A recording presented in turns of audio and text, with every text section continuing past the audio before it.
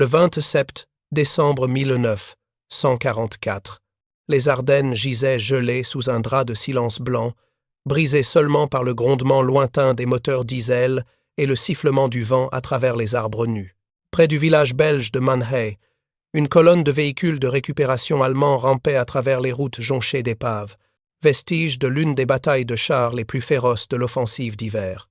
L'onterofficier Hans Kessler, un mécanicien panzer de 27 ans originaire de Brême, était assis dans la cabine d'un half-track, ses doigts engourdis sur le volant métallique. Sa division, ce qui restait du 2e régiment Panzer, avait reçu l'ordre de récupérer ce que le rapport appelait un véhicule américain inhabituellement rapide.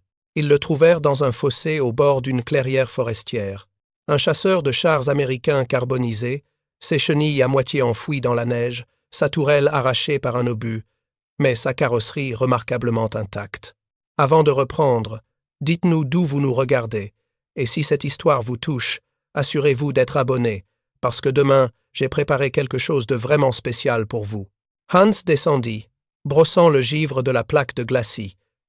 Il plissa les yeux devant le faible pochoir sous la suie. M10 à 8 Hellcat, division moteur Buick. Les hommes l'entourèrent prudemment. Sa forme était étrangère comparée aux blindés allemands. Petit, bas, presque gracieux. La tourelle à ciel ouvert, le blindage mince, l'étrange moteur radial. Rien en lui ne ressemblait à un Panzerguerre. Le lieutenant Friedrich Adler, leur commandant, murmura « Cette chose ressemble à un jouet. Les Américains doivent être désespérés. » Hans ne répondit pas. Il s'accroupit près de la coque et la frappa avec une clé. Elle résonna comme une portière de voiture, de l'acier mince, pas du blindage. Pourtant, d'une manière ou d'une autre, ce « jouet » avait causé de sérieux problèmes à leur division le long des routes de Bastogne. « Mon commandant, » dit Hans tranquillement, « si cette chose bouge vraiment comme on le dit, ce n'est pas un jouet. C'est un avertissement. » 2 jours plus tard, sous le hurlement des tempêtes de neige et de l'artillerie, le M10 A8 capturé fut chargé sur une remorque surbaissée et envoyé vers l'est. Destination, Kummersdorf, le terrain d'essai secret de la Wehrmacht au sud de Berlin. L'hiver allemand était impitoyable cette année-là, et le voyage prit près d'une semaine à travers des routes bombardées et des ponts effondrés. Hans accompagna le convoi, insistant pour rester avec le véhicule qu'il considérait déjà comme une énigme fascinante. À chaque arrêt, il examinait la machine, notant chaque détail dans un carnet froissé. Le système de suspension particulier, la disposition du moteur, la légèreté déconcertante de chaque composant. Ce n'était pas seulement un véhicule militaire, c'était une philosophie de guerre complètement différente de celle qu'il avait apprise. Lorsqu'ils arrivèrent enfin à Kummersdorf début janvier 1945, le complexe était presque désert. La plupart des ingénieurs avaient été réaffectés au front ou aux usines souterraines où l'on tentait désespérément de produire les nouveaux chars miracles du Führer. Seule une petite équipe d'analystes techniques restait, dirigée par le Hauptmann Werner Schröder, un ingénieur de 42 ans qui avait travaillé chez Porsche avant la guerre. Schröder examina le Hellcat avec un mélange de fascination et d'incrédulité. « Ils ont sacrifié toute protection pour la vitesse, » dit-il, secouant la tête. « C'est de la folie, ou du génie. » Pendant 3 semaines, l'équipe démonta méthodiquement le M10 A8, cataloguant chaque pièce, chaque système, chaque innovation. Hans travailla jour et nuit aux côtés des ingénieurs, traduisant son expérience pratique en observation technique. Ils découvrirent que le moteur Continental produisait 400 chevaux, propulsant le véhicule de 10 à 7 tonnes à plus de 80 km/h sur route. C'était presque 2 fois la vitesse d'un Panzer IV et significativement plus rapide que même le redoutable Panther. Le blindage était effectivement mince, seulement 25 mm au plus épais. Mais la doctrine américaine était claire. Ne pas être touché valait mieux que d'encaisser les coups. Schröder dicta ses conclusions dans des rapports qui remonteraient jusqu'à Berlin, bien que tout le monde sût qu'il était trop tard pour que ces leçons changent quoi que ce soit. « Les Américains ne cherchent pas à construire des forteresses », écrivit-il. « Ils construisent des outils spécialisés. Ce chasseur de chars n'est pas conçu pour tenir du terrain ou affronter d'autres blindés de front. Il est conçu pour chasser, pour frapper et disparaître, pour exploiter la vitesse et la surprise contre des cibles vulnérables. C'est l'antithèse de notre philosophie du Panzer. Hans lut le rapport par-dessus l'épaule de Schröder et hocha lentement la tête. « Ils ont compris quelque chose que nous refusons d'accepter, » dit-il. « La guerre ne se gagne pas en construisant les chars les plus lourds. Elle se gagne en construisant suffisamment de chars qui fonctionnent. » À la fin janvier, alors que l'armée rouge se rapprochait de l'Oder et que les bombardiers alliés réduisaient les villes allemandes en cendres, l'ordre vint de détruire le Hellcat et d'évacuer Kummersdorf. Hans regarda les flammes consumer le véhicule américain, sentant quelque chose se briser en lui. Ce n'était pas seulement une machine qui brûlait, c'était la preuve tangible que l'Allemagne avait perdu non seulement la guerre, mais aussi la course à l'innovation, à l'adaptabilité, à la compréhension même de la guerre moderne. Dans le crépitement du métal chauffé au rouge, il entendit l'écho d'un futur qu'il n'aurait jamais. Janvier 1945. Le Reich s'effondrait, mais les essais continuaient. À l'intérieur de l'installation du Heereswaffenamt, des ingénieurs travaillaient dans des halls gelés éclairés par des lampes à kérosène. Le carburant était rare, la nourriture encore plus rare. Pourtant, l'arrivée de la machine miracle américaine raviva une lueur de curiosité même dans les yeux épuisés. Hans Kessler faisait partie de ceux assignés pour assister les ingénieurs, des hommes qui avaient conçu des légendes comme le Panther et le Tiger. Ils se rassemblèrent autour du Hellcat comme des prêtres examinant une idole étrangère. Le commandant de l'installation, l'Oberst Wilhelm Fromm, ordonna un démontage complet. Les panneaux furent retirés. Les boulons furent catalogués. Le moteur radial Continental R975 fut enlevé, inspecté et réassemblé. Un ingénieur se moqua. Un moteur d'avion dans un char, de la folie. Les Américains ont perdu la raison. Un autre répliqua doucement. Ou peut être. Ont-ils trouvé un autre type de logique?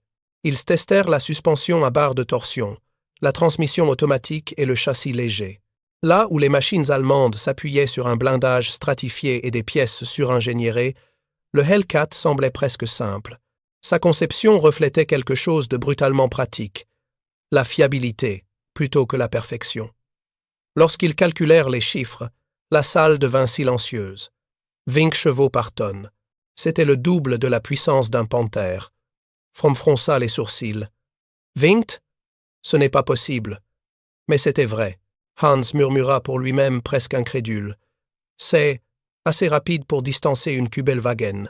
Pourtant, les officiers se moquaient. Pas de blindage, pas de toit, une tourelle ouverte, c'est du suicide. Mais Hans secoua la tête. Peut être qu'il n'est pas conçu pour survivre à un combat, Herr Oberst. Peut être qu'il est conçu pour l'éviter. Cette observation plongea la pièce dans un silence inconfortable. Fromm regarda Hans avec une expression difficile à déchiffrer, quelque part entre l'irritation et la reconnaissance.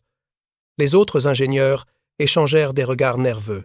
Admettre qu'une conception américaine puisse avoir une validité philosophique équivalait presque à une hérésie dans ces murs sacrés de l'ingénierie allemande. Pourtant, les faits étaient indéniables. Le Hellcat pesait 10 à 7 tonnes contre les 45 tonnes d'un Tiger, et il pouvait atteindre 90 km/h sur route pavée. C'était une vitesse qui défiait tout ce qu'il connaissait sur la guerre blindée. L'Hauptmann Werner Schröder, qui avait supervisé l'analyse initiale, intervint avec prudence. « Messieurs, nous devons considérer le contexte opérationnel américain. Ils ne construisent pas ces véhicules pour tenir des positions ou percer des lignes fortifiées. Ils les construisent pour exploiter des percées déjà créées, pour harceler les lignes de ravitaillement, pour détruire des colonnes de transport. » Il marqua une pause, choisissant soigneusement ces mots suivants. « Leur doctrine n'est pas l'anéantissement par la force brute, c'est la paralysie par la mobilité. » Un jeune ingénieur nommé Klaus Hoffmann, fraîchement sorti de l'université technique de Munich malgré ses 23 ans, osa poser la question que personne d'autre ne voulait formuler. Si nous avions compris cela en 1939, aurions-nous construit nos panzers différemment? Le silence qui suivit était assourdissant. Fromm se leva brusquement, son visage rouge de colère ou peu, être de honte. « Nous avons construit les meilleurs chars du monde, » dit-il sèchement. « Nos Tigers et Panthers sont supérieurs à tout ce que les Alliés peuvent déployer. » Mais sa voix manquait de conviction, et chacun dans la salle le savait. Hans, enhardi par l'épuisement et la certitude croissante que la fin était proche, prit la parole à nouveau. Avec tout le respect que je vous dois, Herr Oberst, nos Tigers sont magnifiques quand ils fonctionnent. Mais combien en avons-nous produit? 1500? 2000? Les Américains ont construit plus de 50 000 Sherman. Ils peuvent se permettre de perdre 5 chars pour détruire un des nôtres, et ils gagneront quand même par simple épuisement. Il désigna le Hellcat démonté. Et maintenant ils construisent des machines spécialisées comme celle-ci. Rapides, fiables, faciles à produire en masse. Nous avons cherché la perfection, et ils ont cherché l'efficacité. Schröder hocha lentement la tête, une expression mélancolique sur son visage fatigué. Le Hellcat coûte environ 55 000 $ américains à produire. Un Tiger coûte environ 300 000 Reichsmarks, sans compter les heures de travail qualifiées. Pour le prix d'un Tiger, les Américains peuvent fabriquer 6 de ces chasseurs de chars. Les chiffres étaient dévastateurs dans leur simplicité. Ce n'était pas une question de savoir quelle machine était techniquement supérieure dans un duel individuel. C'était une question d'échelle industrielle, de logistique, de pragmatisme brutal. Les semaines suivantes furent consacrées à des essais approfondis. Ils conduisirent le Hellcat sur les pistes d'essais gelées, chronométrant son accélération, testant sa maniabilité, évaluant sa capacité à traverser différents terrains. Le véhicule était étonnamment agile pour sa taille, capable de pivoter rapidement grâce à sa transmission automatique et son excellent rapport poids-puissance. Le canon de 76 mm, bien que plus petit que le redoutable 4,28 mm du Tiger, était parfaitement capable de pénétrer le blindage latéral de la plupart des chars allemands à des distances raisonnables. C'était suffisant pour la mission prévue. Embuscade, frappe rapide, désengagement immédiat. Mais alors même qu'ils compilaient leurs découvertes, la réalité de la guerre qui faisait rage les rattrapait. Les bombardements alliés s'intensifiaient, les lignes d'approvisionnement s'effondraient. L'armée rouge avançait inexorablement depuis l'Est. Les rapports techniques sur le Hellcat seraient archivés, lus par quelques officiers d'état-major, puis oubliés dans le chaos des derniers mois. L'Allemagne n'avait plus ni le temps ni les ressources pour repenser sa philosophie blindée. Les leçons apprises de cette machine américaine capturée arrivèrent 5 ans trop tard. L'essai commença le 12 janvier 1945. Une aube gelée, avec de la neige qui tombait encore en nappe. Les ingénieurs se rassemblèrent près du circuit de terre étroit du terrain d'essai, leur souffle se transformant en brouillard. Hans grimpa dans le siège du conducteur du Hellcat capturé. Le moteur radial derrière lui toussa une fois, puis rugit à la vie, secouant le véhicule comme une bête s'éveillant de son sommeil. Il pouvait le sentir à travers ses os, un type de puissance différent. Depuis le camion de commandement, l'Oberst Fromm cria « Gardez-le en dessous de 30 km à l'heure. Nous n'avons pas de pièces de rechange, si vous le détruisez. » Hans sourit et poussa doucement l'accélérateur vers l'avant. Le Hellcat bondit comme une panthère libérée de sa laisse. La neige jaillit de ses chenilles en grands arcs. Le moteur hurla un son aigu et brut, différent du grondement profond des Maybach allemands. En quelques secondes, le compteur de vitesse dépassa 40, puis 60, puis 80. Les officiers paniquèrent. « Il va casser la transmission !» Mais Hans garda le pied enfoncé. L'air déchirait l'espace autour de la tourelle ouverte, le vent gelant ses yeux. Il ne conduisait pas un char, il volait sur le sol. Lorsqu'il freina finalement, glissant jusqu'à l'arrêt dans un nuage d'échappement et de neige, il descendit en riant, le premier vrai rire qu'il avait eu en années. 90 km à l'heure, haleta-t-il. Sur un chasseur de chars, Fromm regardait pâle. Impossible. Les ingénieurs se pressèrent autour. Ils vérifièrent le moteur, pas la moindre trace de surchauffe. La pression d'huile parfaite. Les chenilles intactes. L'un murmura à moitié émerveillé. « Si c'est ainsi que les Américains combattent, nous avons déjà perdu. » Ils effectuèrent essai après essai pendant 3 jours supplémentaires. Les résultats étaient les mêmes.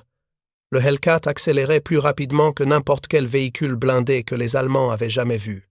Il grimpait les pentes sans effort, tournait sur commande et ne demandait presque aucun entretien. Pour chaque essai, Hans était le conducteur. Chaque fois, il revenait souriant et sans voix. Il avait grandi en réglant des tracteurs agricoles à Brême. Il connaissait les bonnes machines.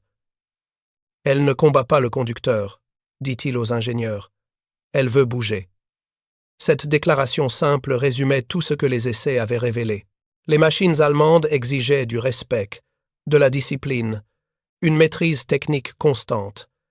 Elles étaient puissantes mais exigeantes, comme des chevaux de guerre qui devaient être domptés. Le Hellcat, en revanche, était presque intuitif. La transmission automatique éliminait le besoin de changer les vitesses manuellement, permettant au conducteur de se concentrer uniquement sur la navigation et la tactique. Les commandes étaient réactives sans être nerveuses. C'était une machine conçue pour être conduite par des conscrits avec quelques semaines de formation, pas par des spécialistes avec des années d'expérience. L'Hauptmann Schröder observait chaque test avec une attention méticuleuse, prenant des notes dans un carnet en cuir usé. Après le 3e jour, il convoqua une réunion avec les officiers supérieurs et les ingénieurs principaux. « Messieurs, commença-t-il, posant son carnet sur la table, nous devons reconnaître ce que nous avons devant nous.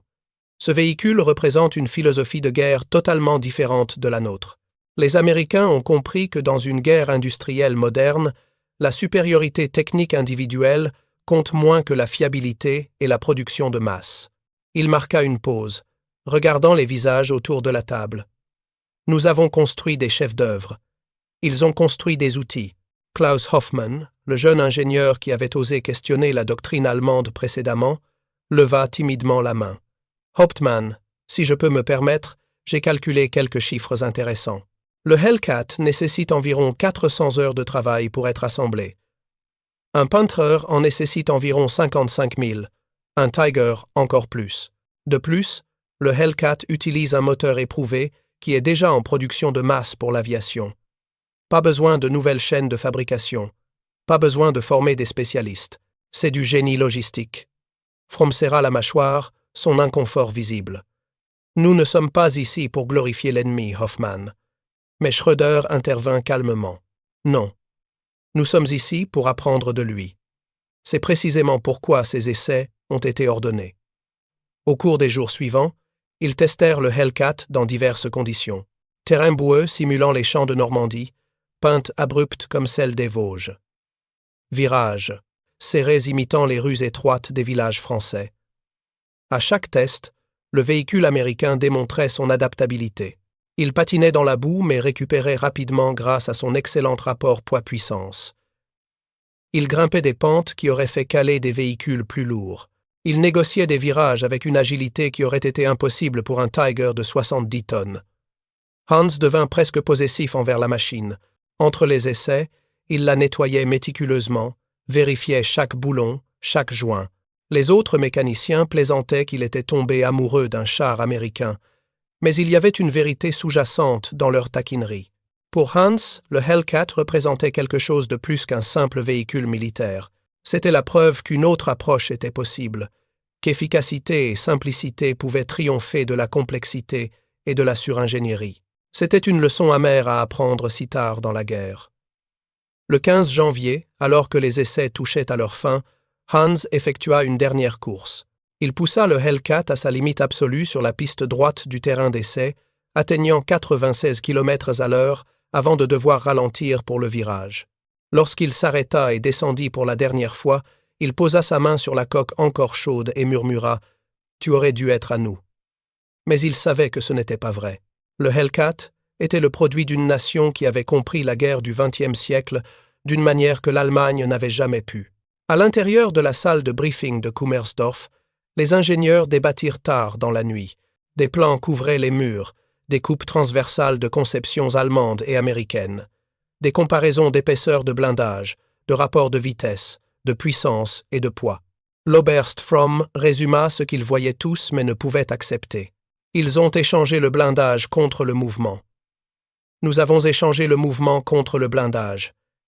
Et maintenant, nous n'avons plus de carburant pour déplacer notre blindage du tout. La conception du Hellcat était un miroir tendu à la philosophie allemande, exposant ses défauts. La doctrine allemande construisait des forteresses sur chenilles, destinées à dominer les champs de bataille ouvertes avec précision et puissance de feu. Les Américains avaient construit des chasseurs, destinés à apparaître, frapper et disparaître. Hans parla tranquillement depuis le fond de la salle. Nous avons construit nos chars comme des châteaux. Ils ont construit les leurs comme des chevaux. Les ingénieurs ne dirent rien. Parce qu'il avait raison. Les rapports compilés à Kummersdorf étaient accablants. Ils concluaient que le MD-8 Hellcat représentait une doctrine radicale mais efficace, mettant l'accent sur la mobilité plutôt que la survie. Ils admirent que son blindage mince serait suicidaire dans le service allemand, mais dévastateur efficace dans la doctrine américaine, où la supériorité aérienne, la logistique et les manœuvres offensives favorisaient la vitesse plutôt que la protection. Une ligne dans le rapport se démarquait. L'approche américaine suggère qu'ils ne craignent plus d'être touchés, parce qu'ils ne prévoient pas d'être vus. Cette observation provoqua un débat houleux qui dura jusqu'aux premières heures du matin. Le lieutenant Friedrich Adler, qui avait initialement qualifié le Hellcat de jouet, était maintenant étrangement silencieux. Il fixait les schémas techniques épinglés au mur, traçant du doigt les lignes épurées de la conception américaine. « C'est de l'arrogance », finit-il par dire. Mais sa voix manquait de conviction. Présumer qu'on ne sera jamais touché, c'est inviter le désastre. Schröder secoua la tête lentement. « Non, lieutenant, c'est de la confiance.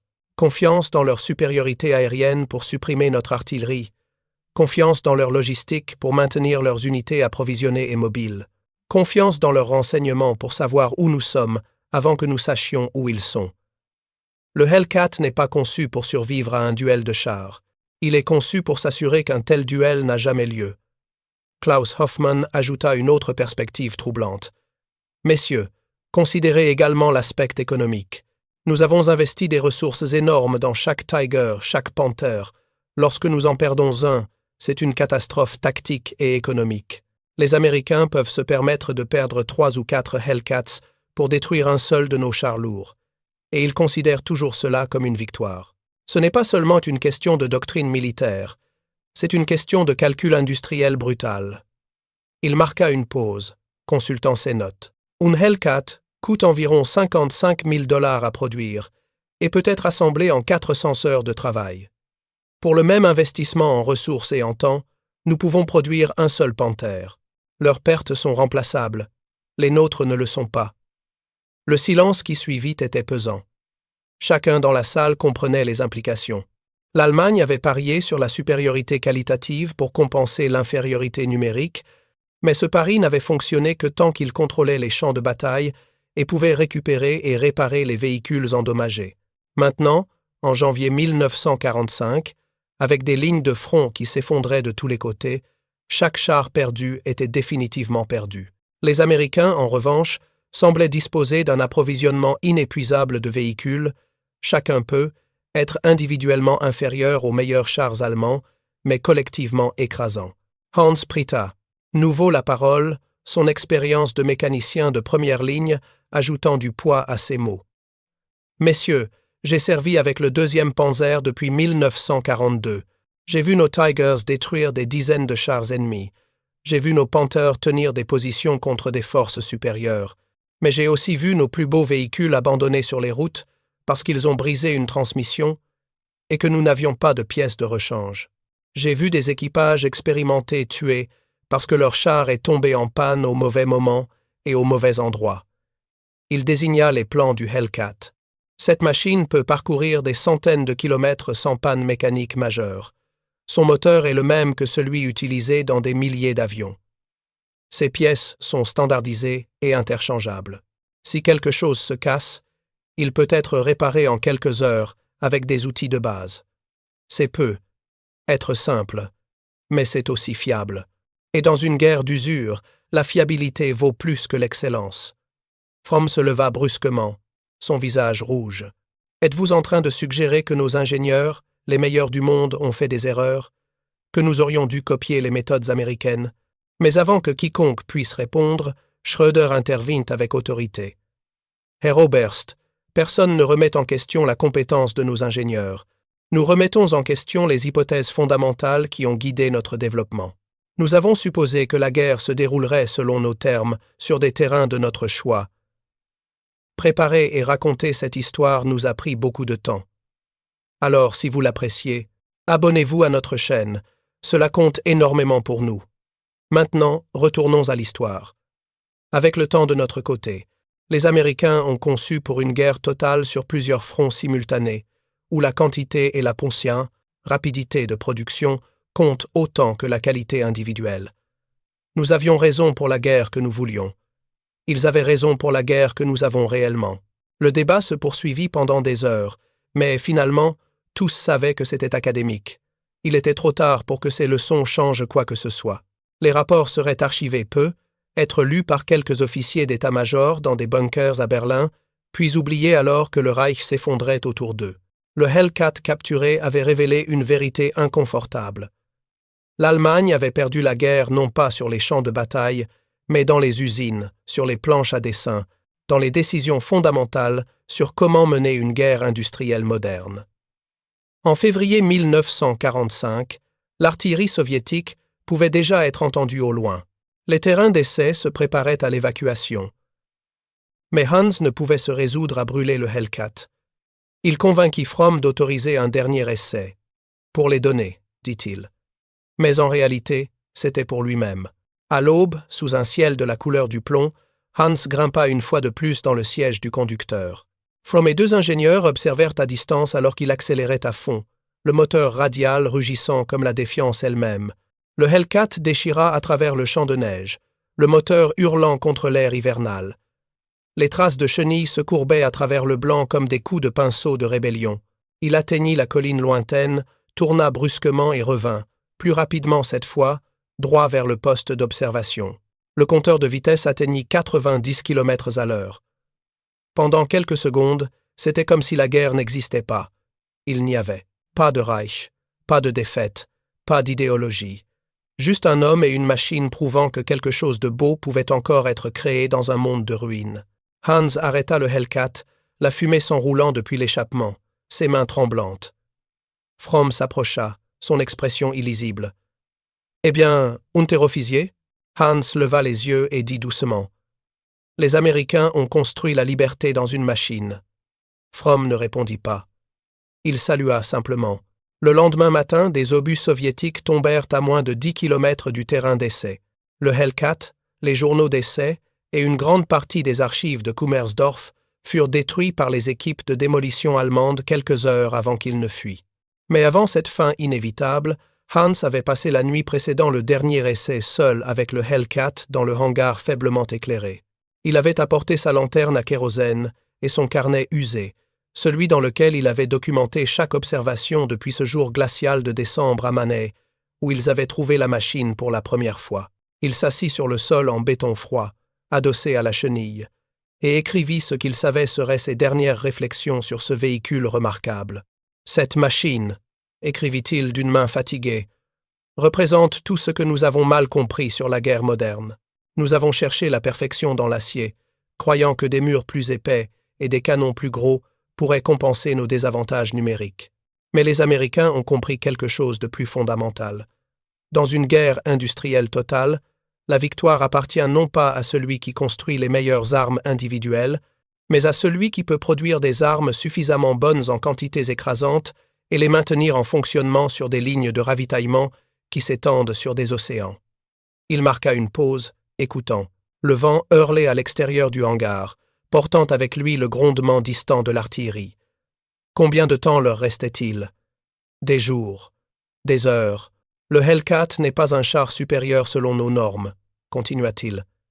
Son blindage ne peut pas résister à un coup direct de nos canons de 4,28 mm.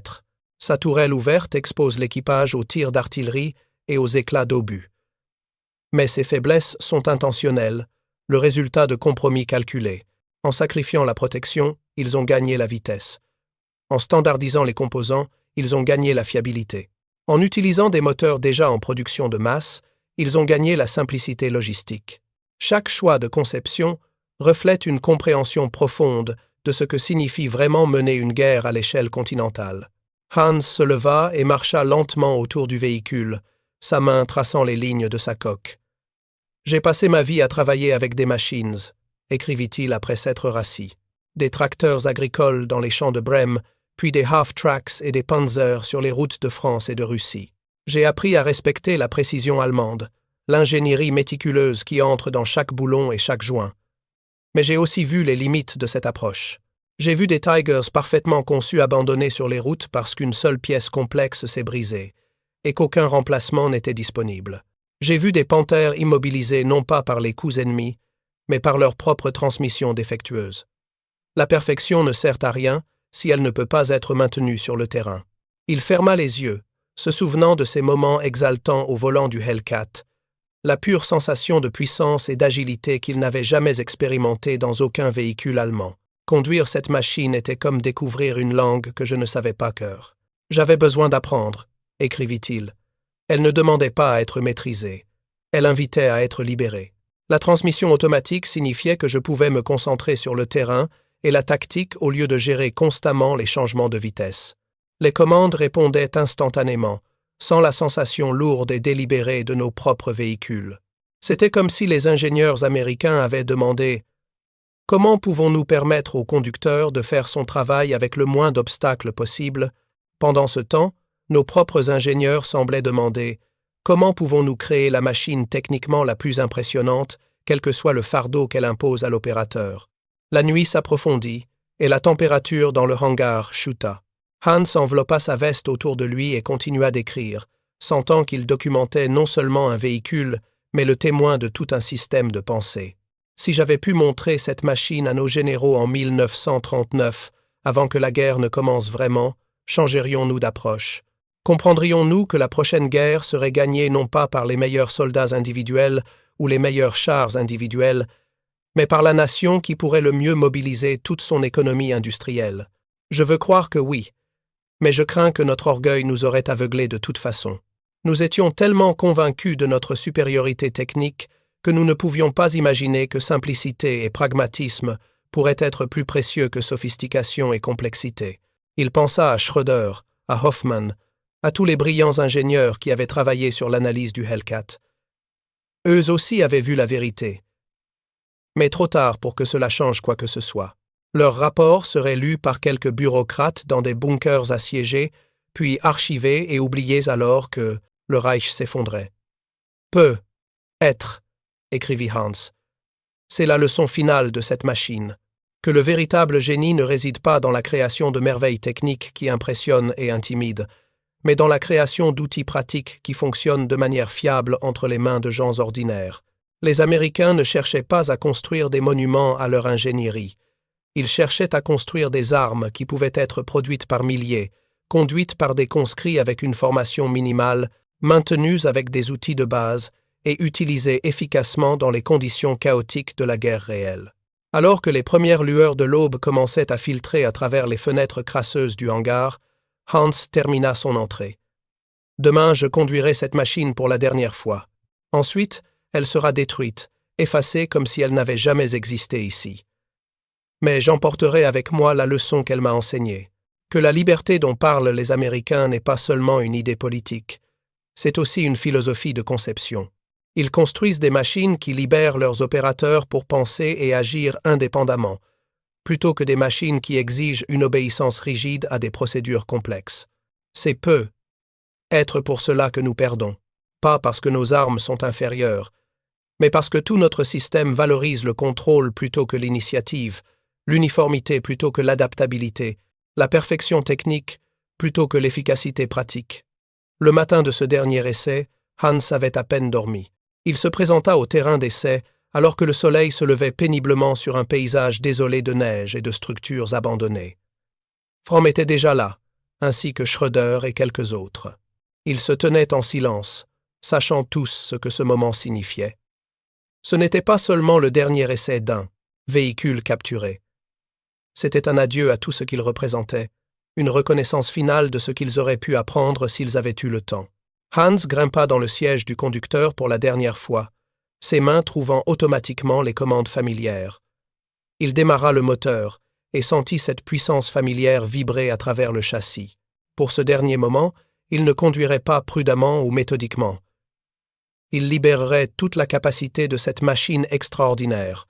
Lorsqu'il accéléra à travers le champ de neige, poussant le Hellcat à ses limites absolues, Hans sentit quelque chose se libérer en lui. Toutes les années de discipline rigide, de suivre les ordres sans question, de supprimer ses propres pensées et observations, tout cela tomba temporairement. Dans ce moment, il n'était pas un unterofficier dans une armée vaincue. Il était simplement un homme expérimentant ce que signifiait vraiment opérer une machine construite selon des principes de liberté plutôt que de contrôle.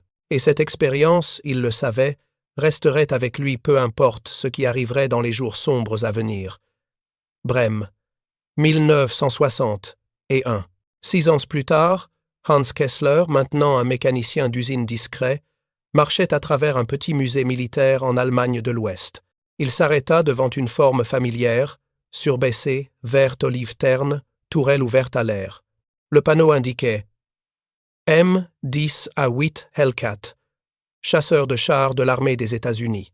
Vitesse maximale, 88 miles par heure, soit 90 km par heure. Construit par Buick Motor Division, 1944. Il tendit la main, passant ses doigts sur l'acier froid. L'odeur d'huile et de métal ramena la neige, le vent, le rugissement du moteur. Un jeune conservateur le remarqua. Ah, le Hellcat. On dit que c'était le véhicule blindé le plus rapide jamais construit pendant la guerre. Les Allemands n'y croyaient pas au début. Hans sourit faiblement. Oh, ils y croyaient, dit-il tranquillement. Il ne pouvait tout simplement pas le comprendre.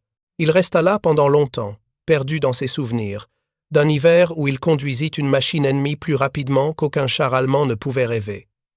Et pendant un moment éphémère, dépassa la guerre elle-même.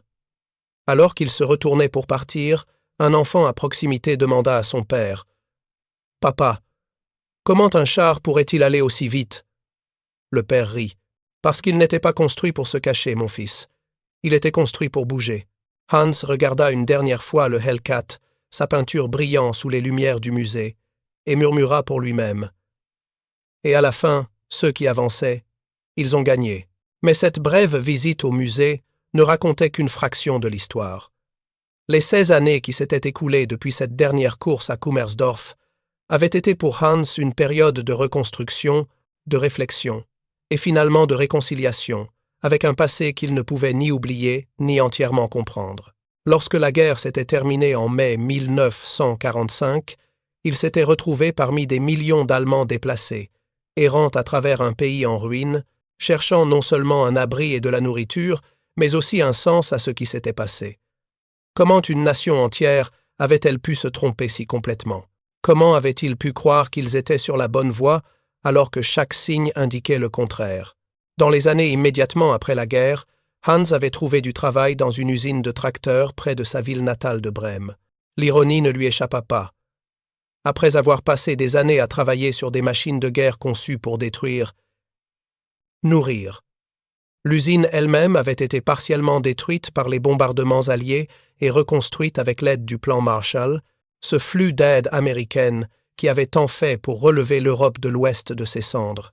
Chaque jour, alors qu'il travaillait avec des outils fabriqués en Amérique, utilisant des techniques enseignées par des conseillers américains, il pensait au Hellcat et à ce qu'il représentait. Les Américains n'étaient pas seulement venus en conquérant. Ils étaient venus en constructeurs, apportant avec eux cette même philosophie pragmatique qui avait informé la conception de leur machine de guerre. Hans s'était marié en 1948 à une femme nommée Greta, une institutrice qui avait perdu son premier mari sur le front de l'Est. Ensemble, ils avaient construit une vie modeste mais stable, élevant 2 enfants dans un appartement reconstruit dans un quartier qui avait été réduit en gravats pendant la guerre.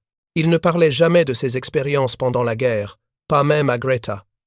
Comment pourrait-il expliquer ce qu'il avait ressenti en conduisant cette machine ennemie? Comment pourrait-il décrire le mélange de honte et d'admiration qu'il avait éprouvé en réalisant que tout ce en quoi il avait cru sur la supériorité allemande était fondamentalement erroné? C'était un fardeau qu'il portait silencieusement, comme tant d'autres de sa génération. Mais les souvenirs persistaient. La nuit, il rêvait encore de cette course finale à travers le champ de neige, le moteur rugissant, le vent glacial contre son visage. Dans ses rêves, la course ne se terminait jamais. Il continuait simplement à conduire, plus vite et plus loin, dépassant non seulement la guerre mais aussi l'histoire elle-même, entrant dans un avenir où de telles questions de supériorité nationale et de doctrine militaire n'avaient plus d'importance. Puis il se réveillait dans son appartement modeste, entendant les sons de Brême se reconstruisant autour de lui et réalisait que cet avenir qu'il imaginait était peu être déjà en train d'arriver. lentement et de manière imparfaite, mais inévitablement. Au fil des années, Hans avait suivi les développements dans la conception de véhicules militaires avec un intérêt discret. Il lisait des magazines techniques, étudiait les photographies des nouveaux chars et véhicules de combat produits par les nations de l'OTAN et du pacte de Varsovie. Il remarqua que les leçons du Hellcat avaient été apprises, du moins en partie.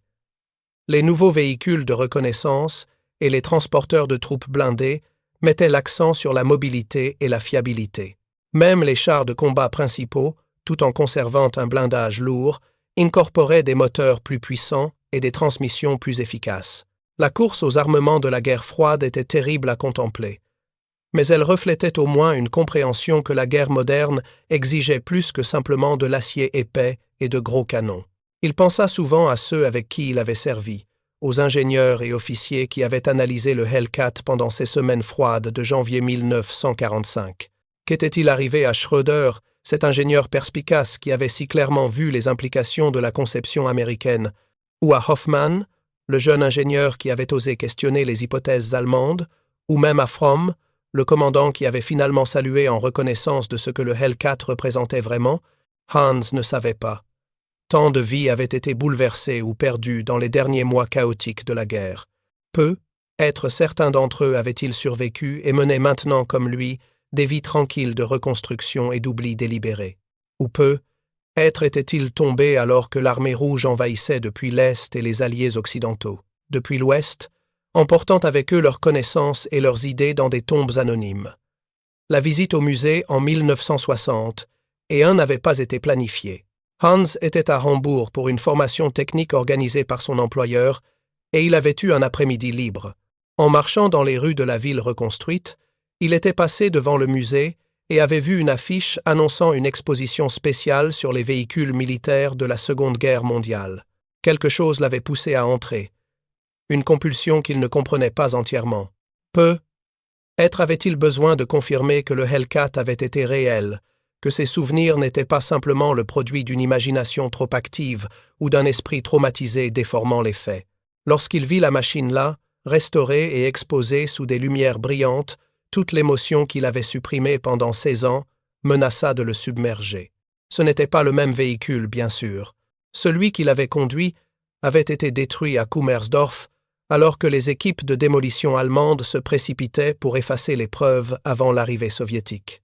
Mais c'était le même modèle, les mêmes lignes épurées, la même tourelle ouverte, le même air d'efficacité pragmatique. Il se tint devant pendant plusieurs minutes, inconscient des autres visiteurs du musée qui passaient, perdu dans un dialogue intérieur avec son moi plus jeune qui avait découvert cette machine dans un fossé enneigé près de Mannheim. Le jeune conservateur qui s'était approché de lui était enthousiaste et bien informé, heureux de partager des faits sur le Hellcat avec quelqu'un qui semblait sincèrement intéressé. Plus de 2500 ont été construits, expliqua le conservateur. Ils ont servi sur tous les théâtres de guerre, de l'Europe au Pacifique. Après la guerre, beaucoup ont été donnés à des nations alliées. Celui-ci a été récupéré d'un terrain d'entraînement de l'armée américaine en Bavière et restauré par notre musée. Hans écouta poliment, ne révélant rien de sa propre histoire avec ces machines. Comment pourrait-il expliquer au jeune conservateur qu'il avait probablement conduit l'un de ces véhicules avec plus d'habileté et de compréhension que la plupart de leurs équipages américains d'origine, que pendant quelques semaines en 1945, il était devenu l'un des rares Allemands à vraiment comprendre ce que cette machine représentait. Après avoir remercié le conservateur et fait semblant de continuer sa visite du musée, Hans retourna au Hellcat. Cette fois, il remarqua des détails qu'il avait manqués lors de sa première réaction émotionnelle. La plaque d'identification sur la coque montrait qu'il avait été fabriqué en avril 1944 par Buick Motor Division à Flint, Michigan. Il essaya d'imaginer l'usine où il avait été construit. Les travailleurs américains, probablement beaucoup de femmes puisque les hommes étaient au front, assemblant ces machines avec une efficacité qui aurait été la fierté de toute usine allemande. Sauf que l'usine américaine ne construisait pas seulement des véhicules militaires. Avant la guerre, elle avait fabriqué des automobiles civiles. Après la guerre, elle retournerait à la fabrication d'automobiles civiles. Cette flexibilité, cette capacité à convertir rapidement la production entre des produits militaires et civils, était une autre leçon que l'Allemagne avait apprise trop tard. Il remarqua également le canon de 76 mm, sa bouche pointant vers le haut à un angle qui suggérait une menace permanente même au repos. C'était une arme capable, bien que non exceptionnelle selon les normes allemandes. Le Tiger avait eu son redoutable 88 mm, le Panther son 75 mm à haute vélocité. Mais le canon du Hellcat était parfaitement adapté à sa mission. Il pouvait pénétrer le blindage latéral et arrière de la plupart des chars allemands, ce qui était tout ce dont il avait besoin puisqu'il n'était jamais censé s'engager frontalement. C'était une autre leçon en conception pragmatique. Construire exactement ce dont vous aviez besoin pour la mission, ni plus ni moins. L'approche allemande avait été de surconcevoir, de construire des armes qui pouvaient gérer n'importe quelle éventualité concevable. L'approche américaine avait été de construire des armes adaptées à des missions spécifiques, puis de s'assurer que vous aviez assez d'armes différentes pour gérer toutes les missions possibles. Alors qu'Hans se tenait là, absorbant ses observations, il entendit la conversation entre l'enfant et son père sur comment un char pouvait aller aussi vite. La réponse du père, bien que simpliste, contenait une vérité profonde. Le Hellcat n'avait pas été construit pour se cacher ou tenir des positions défensives. Il avait été construit pour exploiter la mobilité, pour apparaître là où l'ennemi ne l'attendait pas, pour frapper rapidement et partir avant que des contre-mesures puissent être organisées. C'était une philosophie offensive, qui nécessitait non seulement une excellente ingénierie, mais aussi un moral et une confiance exceptionnelle. Les équipages devaient croire qu'ils pouvaient survivre non pas en absorbant les coups, mais en les évitant complètement. C'était une forme de guerre qui récompensait l'initiative, le courage et la pensée rapide, exactement les qualités que les Américains semblaient cultiver dans leurs soldats. Hans pensa à sa propre expérience en conduisant le Hellcat, comment la machine semblait l'encourager à prendre des risques, à pousser les limites, à faire confiance à sa vitesse et son agilité, plutôt qu'à se fier à l'armure pour la protection. C'était libérateur, d'une manière qu'il avait du mal à articuler, même pour lui-même. Dans un Tiger ou un Panther, le conducteur était enfermé dans une forteresse d'acier, protégé mais également isolé et contraint. Dans le Hellcat, avec sa tourelle ouverte et sa construction légère, le conducteur faisait partie de l'environnement, vulnérable, mais également libre de réagir instantanément à des conditions changeantes. C'était une métaphore pour des systèmes politiques différents, pensa-t-il, bien qu'il n'aurait jamais exprimé cette pensée à voix haute, même en 1960, et lorsque l'Allemagne de l'Ouest était fermement ancrée dans le camp démocratique occidental. Lorsqu'il quitta finalement le musée ce jour-là, marchant dans les rues de Hambourg vers son hôtel, Hans se sentit différent d'une manière qu'il ne pouvait pas tout à fait définir. Voir le Hellcat à nouveau, après tant d'années, avait été à la fois douloureux et cathartique. Cela avait confirmé que ses souvenirs étaient réels, que les leçons qu'il avait apprises pendant ces semaines à Kummersdorf n'étaient pas des illusions mais des vérités authentiques sur l'ingénierie, la doctrine militaire et être même sur la nature de la liberté et du contrôle. Il réalisa qu'il avait passé 16 ans à essayer d'oublier ces leçons, à les enterrer profondément parce qu'elles étaient trop douloureuses à contempler. Mais maintenant, en les confrontant à nouveau, il sentit un fardeau se soulever. Ensuite, 2 autres histoires exceptionnelles vous attendent à l'écran. Si celle-ci vous a touché, vous ne voudrez pas manquer les suivantes. Cliquez et allez les découvrir. Et n'oubliez pas de vous abonner et d'activer la cloche de notification pour ne rater aucune de nos prochaines vidéos.